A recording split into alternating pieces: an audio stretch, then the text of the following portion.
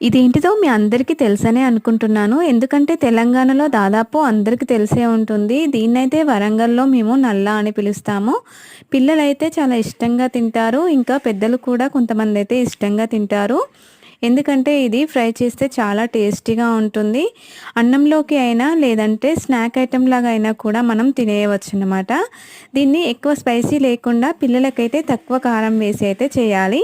అప్పుడు పిల్లలు చాలా ఇష్టంగా తింటారు. ఇంకా మా ఇంట్లో అయితే పిల్లలకు ఇది చాలా ఇష్టం. అందుకనైతే నేను దీన్ని ప్రిపేర్ చేశాను. ఇంకా కారం కూడా చాలా తక్కువగా వేశాను.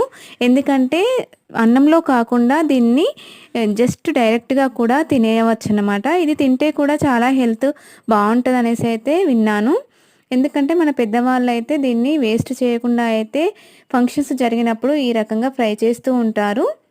నేను కూడా ఈ రకంగా చేశాను. చాలా టేస్టీగా ఉంది. మీరెప్పుడైనా ట్రై చేశారా? చేస్తే కామెంట్ చేయండి. మన ఛానల్ అయితే సబ్స్క్రైబ్ చేసుకోండి. Thanks for watching.